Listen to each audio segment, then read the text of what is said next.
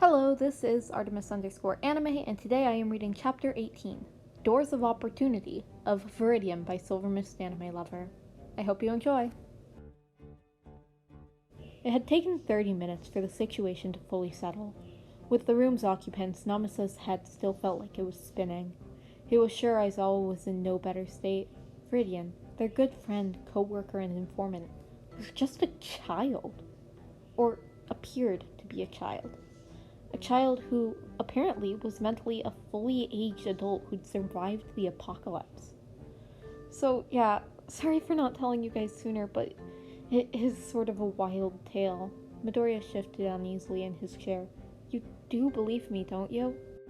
Namasa sighed, rubbing his temples. You've never led us wrong before. Viridian's been nothing but honest, and Midoriya's no different, he finally said. And the kid, not a kid, let out a breath. Hawks chuckled lowly. See? I told you they'd believe you. Aizawa still looked rather shell-shocked, but was recovering admirably quickly. Honestly, problem child. You didn't need to stress over this for several weeks. Was saying it really that difficult? Yes?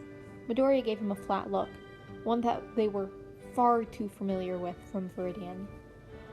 What was I supposed to do if you didn't believe me? I'd have to drop off the map, and then it made finding Shigaraki all the more difficult. He huffed, crossing his arms.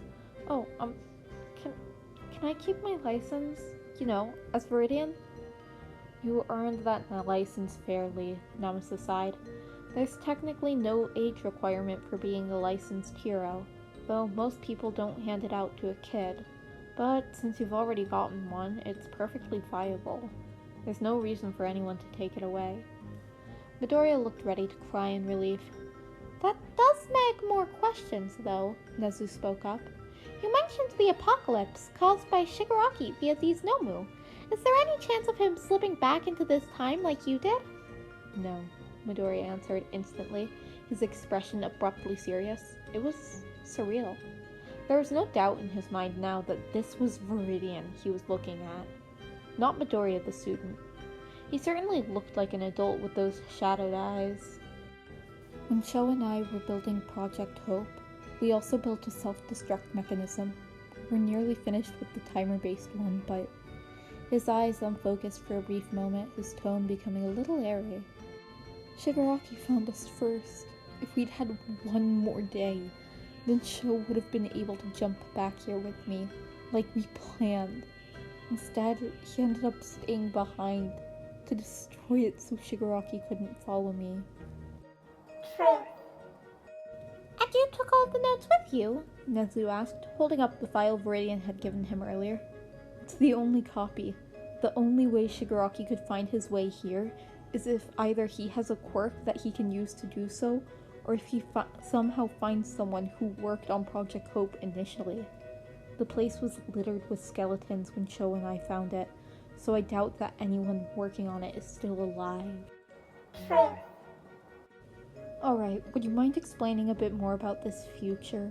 When did this apocalypse start? Namsa asked, slipping into his work persona.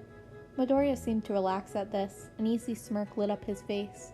Namsa could sense a shift in his aura, that it was more his Viridian side than his student side. It put Namasa a bit more at ease too. Let's see, when I was about 33, the world ended. But the way he went about it had taken a year or two to create at least. So what, 18 years from now? Aizawa hummed, and Viridian nodded. How did he go about this? Nezu leaned forward, tail twitching. He created a virus of sorts. There were 2 strains. The first strain hit when I was 32. It killed millions of people worldwide, and it spread unbelievably fast. The whole nations closed down, borders, and it went full shutdown. Cities were quarantined. It was kind of scary. A worldwide pandemic. I have no way of knowing if this first strand was created by Shigaraki, or if it was completely natural. Either way, it did a fair bit of damage. That is disconcerting, Hawks frowned. You didn't tell me that. What could we do about it? First thing is to kill Shigaraki. If the first strand still hits, then we'll know it's natural and let it be. I'm here to prevent the end of the world, not the pandemic. Nature has its shit for a reason. Midoriya shook his head before continuing. The second strain is the really scary one. It turned people into Nomu. My guess is that it somehow forced another quirk on them through the virus. Typically, the person died and then zombified into a Nomu thereafter. These Nomu were capable of breeding, and that's how the whole ecology of the Nomu from my time started. It sounds like a horror movie, Yamada winced. Believe me, it was surreal, Midoriya shuddered. Blue Nomu lived in water, polluting whatever the water source they lived in. Anyone who drank the water without boiling it would fall ill and likely die. And if they died with that water in their system, they'd become a Blue Nomu as well. They also typically drowned their victims. I lost a brother that way. Namasa rubbed at his temples. This was a gigantic, disastrous mess. Is there any chance of these Nomu following you? Not that I'm aware of. He frowned as he glanced down at his wrist. Namasa saw a strange brand there. When I jumped back, I retained my scars and my belongings that I had on me at the time. His eyes unfocused for a long moment before he shook himself out of it. At any rate, that's the basics of it. I'm from the future, became a vigilante like I did in the first run, how I referred to my original timeline, to try and find Shigaraki sooner, and became a student here at UA to keep constant contact with the League. Wouldn't it be easier to become a full-time vigilante? Nezu tilted his head. Why waste your time as a student? Not that I'm not pleased to have you as one, mind. I knew Shigaraki was going to attack the USJ. It was such a massive incident, especially since it ended in the death of Asui in my timeline, that nobody could stop talking about it. Sho said as such when we were making plans too. It was my best shot at killing Shigaraki, and I totally failed. He glared at the ground for a moment. So my next best chance will either be to find him or to let him find me. Which is why you made yourself out to be his aggressor during the USJ. Aizawa groaned. You wanted him to take an interest in you. Precisely, Midoriya grinned. If his focus was on me, then it wouldn't be on the rest of the class. I vaguely recall some students being kidnapped at some point, and if that student is me, then it'd be ideal. It'd give me the perfect chance to kill him, and in self-defense. I don't think I've ever had anyone plan a murder using a viable self-defense guise, Namasa shook his head. I mean, like I said, you're free to arrest me after I kill the bastard, but you've gotta wait until after I kill him. I think we could catch you anyways, Aizawa huffed, and Midoriya laughed. Nezu hummed to himself, as a green lit up his face. You know, Midoriya, you are an excellent vigilante, and an equally remarkable hero. Beyond that, I feel that your current classes are not up to par with what you require, especially as a practicing hero. Okay, Midoriya raised an eyebrow. You're already my personal student, so it wouldn't garner much more attention if you moved to a private class of your own. I suppose you could say Class 1S. That's a thing, Yamada blinked in surprise. It can be if I want it to be, Nezu grinned. Moreover, it'd give us the rare opportunity to ask Viridian, one of the most well-known and popular heroes these days, to help out at UA as a teacher's aide. You're offering me a job? Midoriya choked, and Aizawa coughed a bit too. If you'd like. Nezu sat back in his chair, sipping at his tea. From what I understand, you don't really have a viable living arrangements. UA staff are offered room and board if they'd like, so nobody would bat an eye at Viridian staying here. What do you mean, no viable living arrangements? Viridian assured... Namasa resisted the urge to smack his forehead as Midoriya cackled. We asked you to watch yourself, Aizawa groaned. I told you their reactions would be great, Midoriya laughed as he playfully shoved Hawks' shoulder. Wait, so how did you two meet? Yamada asked, looking between the number 3 hero and the number 1 vigilante. Well, I was attacked by Stain, and Kai stumbled across me and saved my life. Namaste felt his stomach drop. Viridian had been attacked and nearly killed by Stain. He recalled the horror and fear he'd felt when he realized how close they'd come to losing a good friend. But by now, realizing that Viridian was just a boy, it was a whole new level of horrifying. Judging by the pale complexion of Aizawa, the underground hero was coming to the same realization. "Didn't you recently have a run-in with Stain?" Aizawa asked Tox, likely in an attempt to distract himself. "Yeah, Sukan told me he was about to attack Ingenium, and since he was busy at the Sword Festival, I went to protect him instead." "You knew that?" Yamada blinked. "Yeah, Ingenium ended up paralyzed from the waist down in the first run. I was able to prevent it this go-around, but I'm not sure if I prevented it the second bit." Midoriya frowned and muttered lightly to himself. "Prevent what?" Namaste asked, urging the boy to continue. "Well, in the first run, after Ida Tensei was paralyzed, Ida Tenya, from my class, took it really hard. He interned with Hosu in an attempt to find the hero killer, and Stain killed him alongside pro-hero Native." "Great, more of my students are in danger," Aizawa sighed. "Your class was known as Cursed Class 1A in my timeline." Midoriya shrugged, making the erasure hero groan. "I think you're breaking my husband," Yamada spoke up. "Sukan's good at breaking people's brains," Hawks nodded in agreement. "Should have seen how he revealed his age to me. Just ripped off his mask and was like, 'You can't sponsor me because I'm only 15, and I'm taking the hero exam for UA in a month,' or something like that. I just about choked on my lemonade." "No, you nearly choked on your lemonade when I asked you to sign the permission slip. You walked into my room asking if I wanted to be your mother. How was I supposed to react?" "I don't know. I don't do social interactions. Quirkless, remember?" "I'll update the registry with your civilian identity," Namaste sighed. "If someone starts giving you trouble, that'll make your hero license valid in your civilian dress, too. Not to mention the benefits Racer and I already explained to you. But it'll remain confidential information unless you decide otherwise." "Sweet!" Midoriya cheered. "I take it you're going to accept my offer of employment?" Nezu asked, and Namaste abruptly realized they'd gotten way off topic. "I don't see why not, assuming you're okay with hiring a 15-year-old. "The only stipulation is that you'll have to tell the staff of your identity," Nezu nodded. "Even All Might have to do the same." "That's fair. It'll be a bit of a worry off their backs too, I think." Midoriya tilted his head thoughtfully.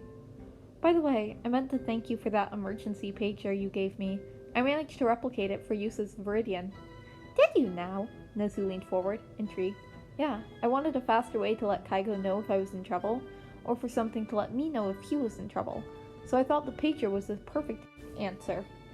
"Speaking of," Aizawa started, shooting a mild glare towards the vigilante, "when were you planning on telling us you were living in a dump?" "I'm sorry, did you say dump?" Namaste blinked. Had Viridian been homeless this entire time? "I don't know," Midoriya shrugged. "If I had things my way, I'd stay there indefinitely. You get used to the smell after a while, and the nearby laundromats are way too easy to hack. Plus, the regular street guys know me, and they know better than to mess with me. You're just like living on your own," Hawks rolled his eye. "I mean, that too." "Right. Aizawa, Hawks, perhaps you two would like to go help Midoriya gather his things and move them to the staff dorms. I'll prepare the staff meeting in the meantime," Nezu spoke up. "Unless there's more to say?" He looked at Midoriya for a moment. "Nothing that I can think of. But do you want me to explain the whole time travel bit to the rest of the staff?" "I'll take care of that. I fear they may not approve of you being their co-worker otherwise," Nezu nodded. "One more thing," Midoriya said, as if suddenly remembering something. "I realized when Shigaraki disintegrated the door to UA, he didn't come inside, which likely means he has a spy in UA. "I feared such, hence why my first instinct was to look for me." Midoriya nodded. "It's logical. I already knew about the Nomu and I was prepared for the USJ attack. I've been keeping an eye out for any possible spies. If it were a staff member, they wouldn't need to create a distraction to get the paper trips. It has to be a student." "My thoughts exactly." "Come on, problem child," Aizawa said, and Midoriya perked up at the nickname. "We still need to gather your things." "Right. He slipped his Viridian mask back on, and Namasa marveled at the stark difference such a small thing seemed to make. He realized that the man they knew as Viridian was likely much closer to his actual self than the child he masqueraded as. In all truth, Viridian was the real Midoriya at this point, and the student was the mask. The thought made him simultaneously sad and happy. Sad because what a shame he could never truly feel himself in his own skin.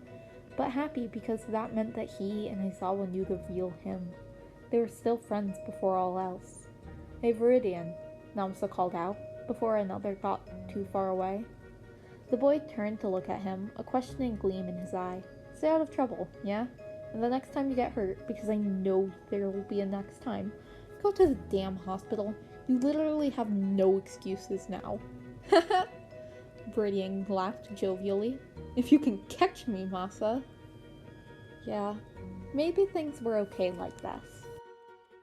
Izuku hummed idly as he led Aizawa to the edge of the dump where he lived. It was freeing, in a sense.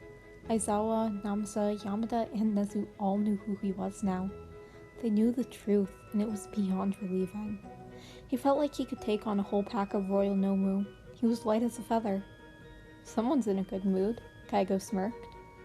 "I'm just happy that everything's out in the open now." "You were anxious over nothing." Aizawa shook his head with a sigh as Izuku led them through a very specific, highly booby-trapped path. "Oh, don't step there. You'll topper half the mountain. Follow my steps exactly." "Zukan's got the place armed with all kinds of nasty surprises," Kaigo informed Aizawa, who had been about to make a wrong step. "You've got this place rigged?" "Well, yeah, what do you expect? A place like this is prime real estate for a street rat." Izuku chuckled as they finally came out into the clearing. Aizawa blinked in surprise. "Not bad, huh?" Kaigo smirked. "I wasn't expecting anything like this either."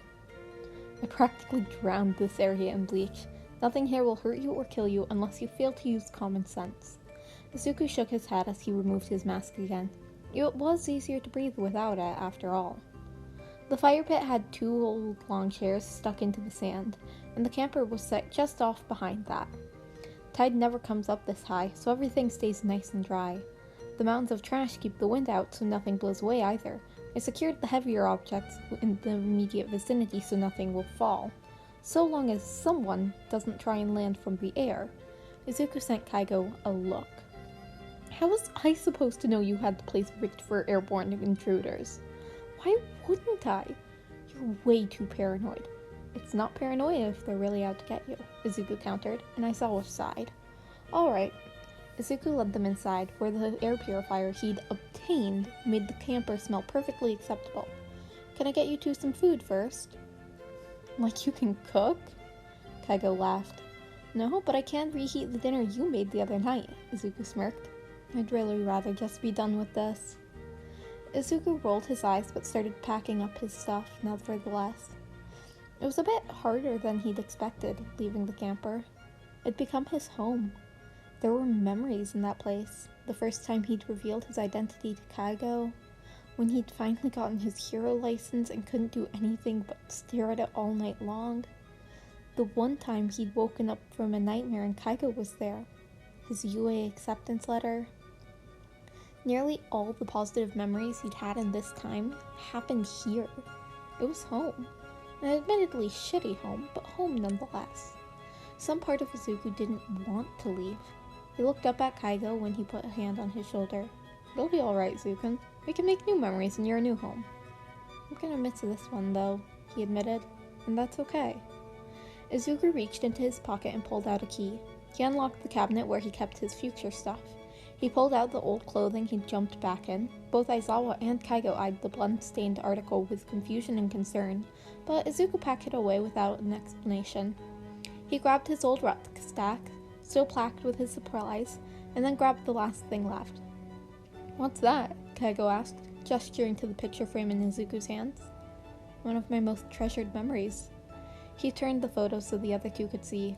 Shota, his hair speckled gray, stood next to an adult Izuku, as Sasaki had an arm flung around the both of them. Izuku was still much shorter than the other two and had a bit of stubble growing on his chin, but his hair was long and he looked exhausted. Nemuri stood on Izuku's other side, ruffling his hair. Power Loader stood in the background, smiling fondly beside Dabi and Fat Gum and Tamaki. Everyone looked mildly dirty, and some of their clothing had bloodstains. A few of them were bandaged here and there. We found an old camera, you know, the kind that print photos immediately. It's the only photo I have of my family, Izuku admitted, and the two heroes in the room shared a solemn look. This was during the apocalypse, but we wanted something to remember the good times. Even then, we'd lost people, so to just be able to remember the ones that we had then. Isn't that... Aizawa's gaze locked onto Tamaki. Yeah, Class 3A, and that's Dabi. He's a villain, but he's like a brother to me. He's not quite a villain yet in this timeline, or at least not bad enough to be arrested. I want to save him first. You and your saving people thing, Kaigo shook his head fondly. I made him a promise, and I intend to keep it. Izuku looked at the photo with determination. That's Power Loader, isn't it? Aizawa hummed. Yeah, Uncle Hakari, as he had me call him, taught me a lot about mechanics and inventions. We used to stay up all night until someone came and dragged us off to the bed, usually Fat Gum or Zashi. He died fairly early on, just a few months after this photo was taken, actually. I'm sorry. Don't apologize. It wasn't your fault. It was mine, and he's alive now, and that's what matters. You are so talking to Hound Dog about this, Aizawa sighed. Heh, good luck with that, Kaigo snorted. Zukan's stubborn to a fault. You think I don't know it? The Erasure hero shook his head. Come on now, we should get you moved in. Gay A anime boy. Moldy Broccoli. Did you hear? Moldy Broccoli. Huh? Why'd you ping me at this ungodly hour of 11 in the morning? On a Saturday? The cake is a lie. It's like 6 in the evening here. Noises scarily. That's United States? The cake is a lie.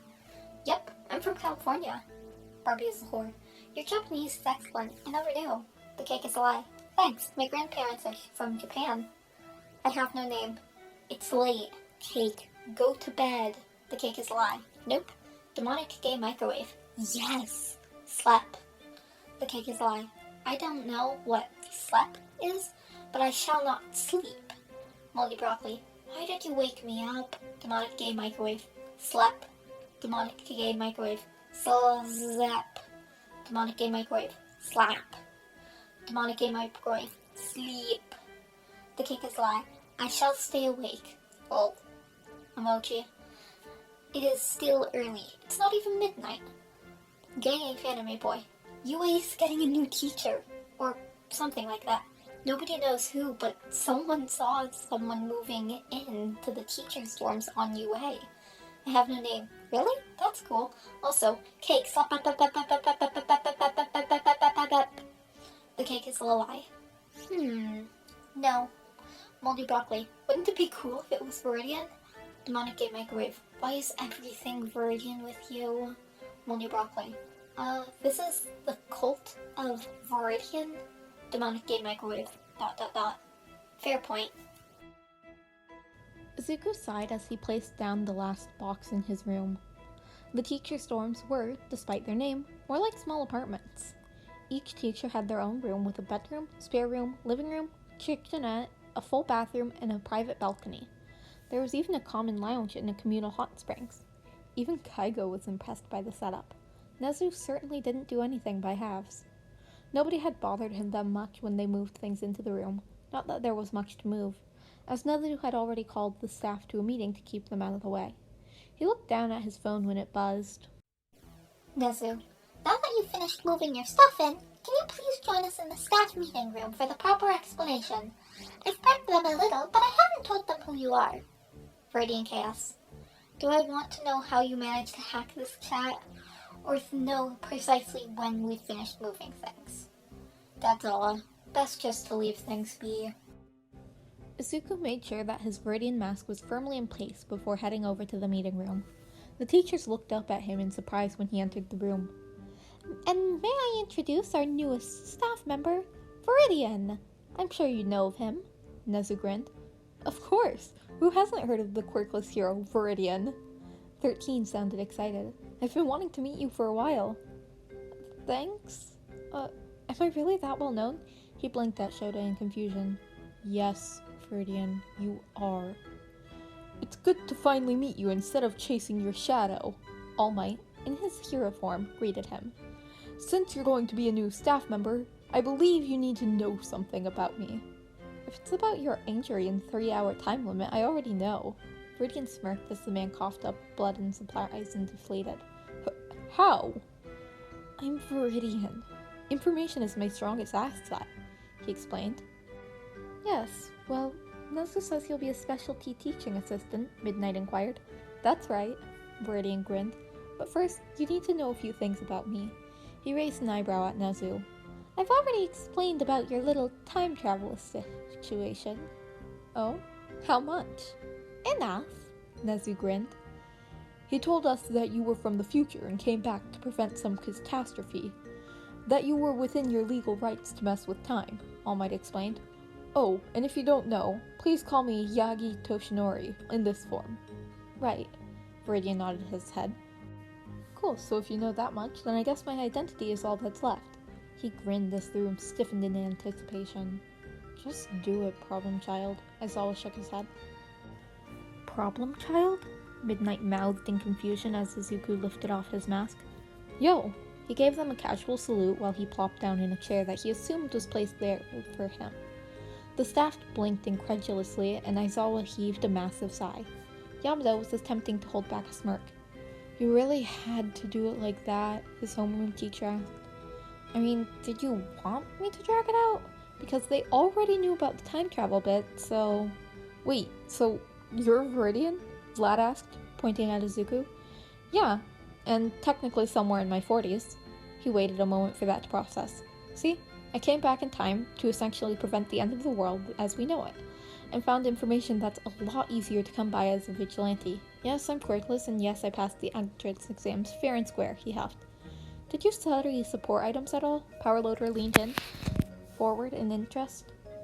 Yeah, I went to a specialized school and got a PhD in computer science. I made support items for a living. For a little bit, I even had the opportunity to work with you on a few things. Izuku smiled softly for a moment, recalling all those late nights spent working on projects with Uncle Hagure. So you knew some of us, Midnight concluded. Yeah, I was closest to my Shota and Hisashi, though. He glanced at Aizawa for a moment. Like I said, I came from a future I'll do everything to prevent. All things considered, I thought the position from student was decidedly not ideal. As a fellow staff member, he will have more freedom to move about and do things he needs to do to prevent the coming dangers we face, Nezu hummed. That being said, having been his private teacher for several months, Midoriya has plenty of qualifications to be a teacher's aide. Well then, if Nezu's giving you the green light, I see no reason why we shouldn't welcome you aboard onto the team, Snipe chuckled. Welcome aboard, little sharpshooter. It will be interesting to have such a useful face around. I'll look forward to your valued input, Samantha smiled. Izuku smiled back as several more staff members welcomed him aboard. Nobody seemed against him joining them, which was a welcome relief. After a lifetime of scrutiny and rejection, it was still a little shocking to find people who welcomed him even without a quirk. I hope you realize you're still going to attend their sessions, Hound Dog huffed. Though this does make a lot more sense. Sorry, I just couldn't find a way to explain it to you earlier, Izuku shrugged. I mean, I know I've got issues, but I couldn't risk getting kicked out of UA or missing the USJ incident. Is there anything else we need to be aware of? Nezu asked, now that everybody's here? Other than the possibility of Ida getting himself killed? I think I remember the UA Heroic Summer Training Camp being attacked. Don't quote me on that, though. That was decades ago. I could have been during the field trip or something. Come to think of it, though, Bnha told me that if I could hold a police training camp this summer as Viridian, if I do a conjoined thing, then we'll already have backup on our hands if the attack occurs. He tapped his chin as his mind started spinning out of plans. And I vaguely recall a student being captured at some point. I think it was Bakugo? Right, so even our summer camp isn't safe. Aizawa looked ready to bash his skull into the table. Izuku chuckled. Don't worry so much. You've got me, so we'll be fine. I'll just attract all the trouble to me instead of your class. That's what he's afraid of, Yamda grinned. So, you all moved into the dorm, little listener? Yep, second floor, room 22. Izuku nodded. Well, I think that's all we've got for today, Nezu nodded. As of Monday, Midoriya Izuku will be listed as my personal student and intern. As such, he will be pulled out of Class 1A normal courses. Viridian will then be placed as a teacher's aide, particularly focusing on heroics and support courses. Support? Powerloader raised an eyebrow. Yes, I thought I'd present an interesting challenge for your class to create support items for our newest hero. Nezu grinned and Izuku lit up. I get gear? Hold on. Aizawa narrowed his eyes. What kind of heroics gear do you have? Well, I got my vigilante outfit at a local Halloween store, and everything else I made out of scraps I found at Dogba. Oh, Kaigo got me a heroics phone after I wrecked it for the 3rd time. 3rd time? Aizawa frowned. Yeah, I dropped it off a building and finally killed it. Izuku shrugged. Yeah, and you fell with it, Kaigo glared. And you still refused a hospital. I'm sorry, did you just say you fell off a building? Midnight practically shrieked. You'll get used to it, Aizawa sighed. If it helps, I didn't hit the ground. My phone just slipped out of my pocket. Yeah, but you dislocated your shoulder catching yourself on that street light, Kaigo lied.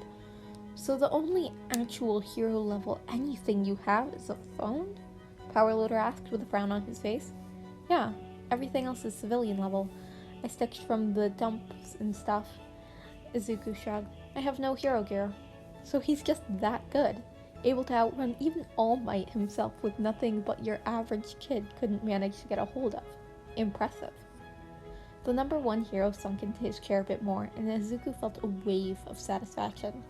He may respect the number 1 hero for all he's done, but he had no respect for Yaki Toshinori, the man who'd crushed his dreams.